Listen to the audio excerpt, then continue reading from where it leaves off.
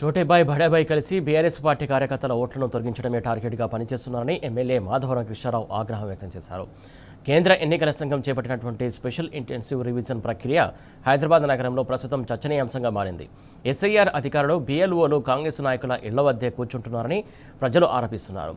అక్కడికి వెళ్లి ఫామ్ తీసుకెళ్లాలని చెబుతున్నారని మండిపడుతున్నారు. ఇంటింటికి వెళ్లి వాళ్ళ అధికారులు కుటుంబ సర్వేలు చేయట్లేదని ఆగ్రహం వ్యక్తం చేస్తున్న కూకట్పల్లి ఎమ్మెల్యే మాధవరం కృష్ణారావుతో మా ప్రతినిధి రంజిత్ ఫేస్ టు ఫేస్.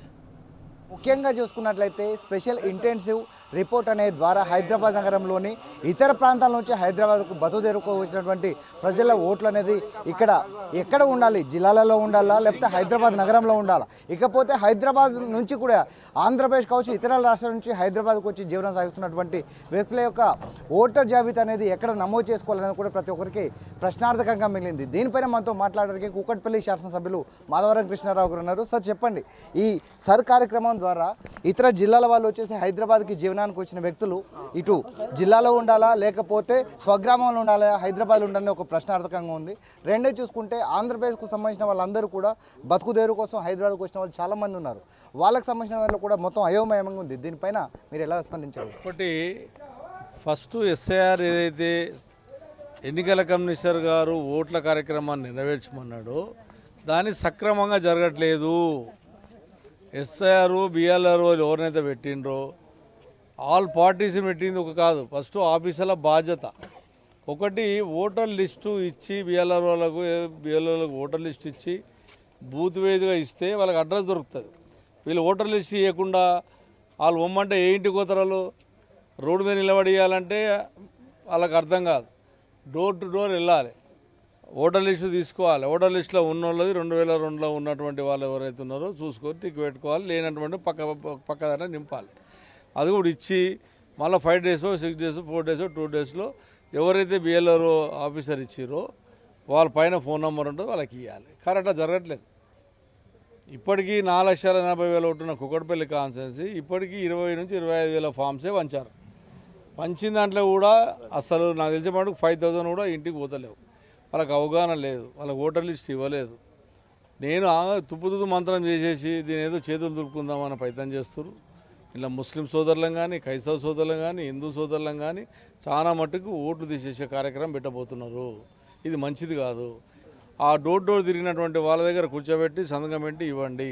మీ మాట వినకుండా మిమ్మల్ని కేర్ చేయకుండా మీ ఓటకు జైన్ తీసే ప్రయత్నం చేస్తే ఎమ్మెల్యేగా నా ఫోన్ నెంబర్ మీకు యాడ్ చేశాను, నాకు చేయండి. లోకల్ లీడర్లు చేయండి, మా వాళ్ళు టీఆర్ఎస్ పార్టీ వాళ్ళు ఉంటారు, ఖచ్చితంగా నాకు చేయండి. ఒక్కరి దగ్గర ఓటర్ లిస్ట్ లేదు, బిఎల్ఆర్ దగ్గర ఓటర్ లిస్ట్ లేదు. వాళ్ళే అంటున్నారు సార్ ఓటర్ లిస్ట్ లేదు, టైం దొరుకుతలేదు అని. అంటే ఇది మంచిది కాదు. మీరు సక్రమంగా చేయండి. అవసరమైతే ఒక 2 రోజులు పోస్ట్పోన్ చేయండి. ఈ నెల కాకపోతే ఇంకా 2 నెలలు పెట్టండి. అంతే, 15 రోజులు 20 రోజులు కాదు, దానికి అవసరం 2 నెలల్లో 3 నెలలు టైం తీసుకోండి తప్ప ఏ ఒక్క ఓటకు తీయకుండా చూసే బాధ్యత గవర్నమెంట్ మీద, సెంట్రల్ గవర్నమెంట్ ఉంది. మీ ఇద్దరు ఒకటయ్యి ఈ ఓటు తీసే కార్యక్రమం పెడితే ఖచ్చితంగా కోర్టుకు న్యాయస్థానానికి వెళ్తాను. అవసరమైతే ఎన్నికల కమిషనర్ని కూడా పార్టీ చేస్తాను. ఇలా ఎన్నికల కమిషనర్ బాధ్యత పూర్తిగా వహించాలి. అంటే దాదాపు ఇప్పుడు కూకట్పల్లి నియోజకవర్గం హైదరాబాద్లో చూస్తుంటే బిఎల్ఓస్ కావచ్చు, బిఎల్ఓకి సంబంధించినటువంటి సూపర్వైజర్లు అందరూ కూడా ఒక్క దగ్గరనే కూర్చొని అక్కడ నుంచి ఫామ్స్ అన్నీ కూడా డిస్ట్రిబ్యూట్ చేసి వాళ్ళు ఇచ్చిన ఫామ్స్ని తీసుకుంటున్నారు. మిగిలిన వాళ్ళు ఎవరైనా ఇంట్లో లేకపోతే డోర్ లాక్ చేసినట్లయితే దానిపైన స్పందించట్లేదు. అంటే డోర్ టు డోర్ వెళ్ళాల్సిన అధికారులు కానీ బిఎల్ఓ కానీ వెళ్ళట్లేదు. దీనిపైన మీ అభిప్రాయం? బిఎల్ఓలు ఇంటికి వెళ్ళినప్పుడు ఆ ఫామ్ ఇచ్చి స్టిక్కర్ అతికేయాలి. వీళ్ళు ఒక దగ్గర కూర్చొని అందరిని అడిగి రమ్మని వాళ్ళ ఇష్టం వచ్చినకి ఇచ్చి కనుమలో పోతే అది కాదు. ఇంటికి వెళ్ళాలి, పైన కిరాయికుంటే కిరాయికి ఇంటికి వెళ్ళాలి, 3 ఫ్లోర్లకు వెళ్ళాలి, చేయాలి. అవసరమైతే యంత్రాంగాన్ని పెంచుకోండి, అవసరమైతే ఇంకొక 15-20 రోజులు ఎక్స్చేంజ్ చేసుకోండి. కానీ ప్రతి ఒక్కరికి ఓటు హక్కు కావాలి.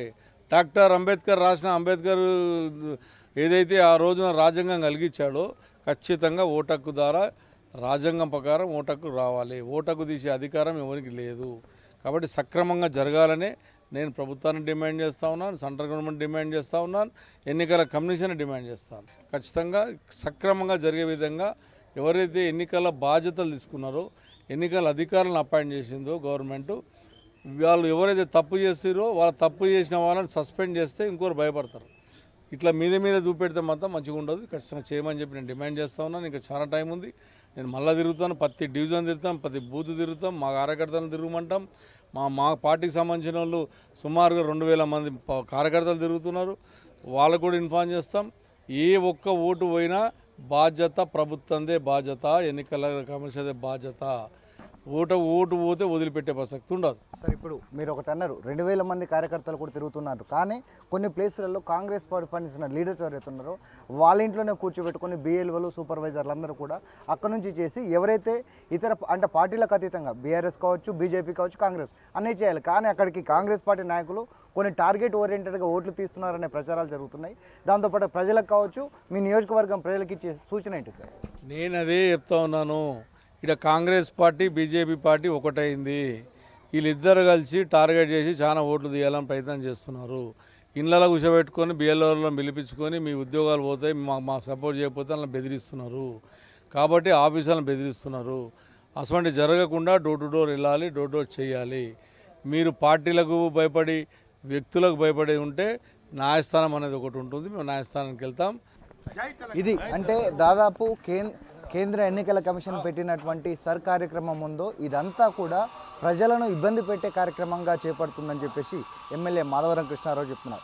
దీంతో పాటుగా ముఖ్యంగా చూసుకున్నట్లయితే ప్రతి ఇంటికి వెళ్ళి వాళ్ళ ఇంట్లో ఎంతమంది సభ్యులు ఉన్నారు, గతంలో ఎంతమందికి ఓటు ఉంది, ఇప్పుడు ఎంతమంది ఓటుకు ఎలిజిబిలిటీ ఉన్నారు అనేది చూడకుండా వాళ్ళు ఒకే ప్లేస్లో కూర్చొని కాంగ్రెస్ పార్టీ సంబంధించినటువంటి కార్యకర్తలు నాయకుల ఇళ్లలో కూర్చొని అక్కడ నుంచి ఫామ్ను డిస్ట్రిబ్యూషన్ చేయడం, దాని తర్వాత వాళ్ళు ఇచ్చిన ఫిల్లో వచ్చేసి ఏదైతే ఇతర పార్టీలకు సంబంధించిన వాళ్ళని టార్గెట్గా తీసి ఓట్లని తొలగించాలనే ప్రయత్నం చేస్తున్నారు. తప్పితే స్వచ్ఛందంగా ఈ యొక్క సర్ కార్యక్రమం జరగట్లేదని చెప్తున్నారు. ఇదే విధంగా జరిగితే కేంద్ర ఎన్నికల కమిషన్ కావచ్చు, సుప్రీంకోర్టు కావచ్చు, న్యాయస్థానానికి వెళ్ళి దీనిపైన అప్పీల్ చేస్తానని కూడా ఎమ్మెల్యే మాధవరం కృష్ణారావు చెప్పిన పరిస్థితి కనబడుతుంది. కెమెరామెన్ నవీన్తో రంజిత్, టీ న్యూస్, హైదరాబాద్.